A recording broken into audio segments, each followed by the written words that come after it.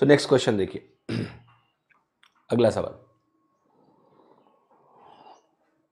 Principal और amount का ratio 10:13 है। एक certain period of time it simple interest, principal और अमाउंट का रेशियो 25:37 हो जाएगा 3 और वर्षों के बाद। आपको बताना है रेट ऑफ इंटरेस्ट क्या होगा, what will be rate of interest. ठीक है, तो ध्यान से देखिएगा इस सवाल को बहुत अच्छे से। क्या आप सब मुझे सुन पा रहे हैं ठीक से? कोई दिक्कत है अगर तो मुझे बता देना, क्योंकि मुझे पता नहीं चल पा रहा है कि if I am properly Audible और विजिबल और नॉट। नहीं, कंकरेंट यूजर तो काफ़ी हैं, इसका मतलब मैं सुनाई दे रहा हूँ। थोड़ा चैट में भी एक बार कंफर्म करेंगे तो मेरे लिए बेहतर होगा बेटा, कि आप लोगों को आवाज़ वगैरह ठीक से आ रही है कि नहीं, है ना। तो प्लीज़ इतना तो कर दिया करो आके कि चैट में कुछ तो लिख दिया करो एक बार, हमें पता चल जाए। Ratio of principal and amount is 10:13। तो ये प्रिंसिपल है आपका और ये मान लेते हैं अमाउंट है, और इसको मैं A1 लिखूंगा। क्यों लिखूंगा अभी समझाता हूं। तो ये 10:13 है। अब एक चीज और कह रहा है कि यही रेशियो ना अगर आप देखें लेट से 3 साल के बाद, 3 साल और ले लें, तो 3 साल अगर और लेंगे तो यही रेशियो 25:37 हो जाएगा। ठीक है, अब आपको ये पता है ना कि प्रिंसिपल तो सेम नहीं हो सकता है। ठीक है, प्रिंसिपल सेम मतलब अलग अलग नहीं हो सकता है ना, प्रिंसिपल तो दोनों केस में सेम है, सवाल बोल रहा है ये बात। तो दोनों तरफ के प्रिंसिपल को सेम बना लेते हैं।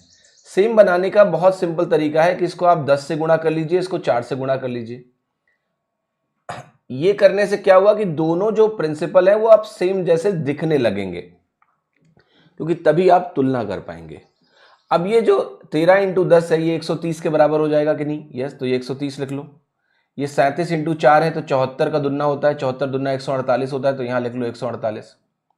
अब ध्यान से देखना, आपका प्रिंसिपल हो गया 100। अगर ये प्रिंसिपल हो गया 100 और यहां 3 सालों के बीच में 130 अगर 148 हो गया है, तो आप कहोगे जो इंटरेस्ट मुझे मिला है वो 18 का मिला है। यस और नो?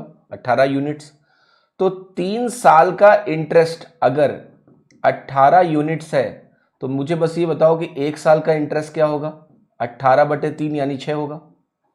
100 यूनिट हमने प्रिंसिपल माना है और 1 साल का SI 6 है, तो जो रेट है वो 600 पर कितना होता है? 6% हो गया। तो आपका जो आंसर है वो है यहां पर C, 6%।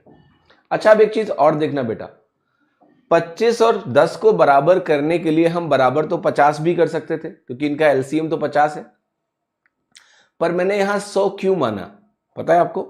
क्योंकि JJ ने मेरे कान में बोला कि इसको 100 बनाओ सर। क्यों बोला JJ ने?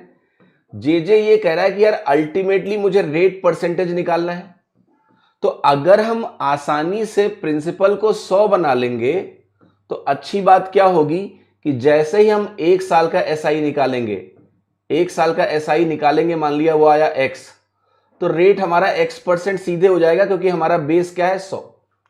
तो हमें जो निकालना है बालक, अगर हम रेट परसेंटेज निकालें 100 के बेस पर तो बड़ा आसान होता है।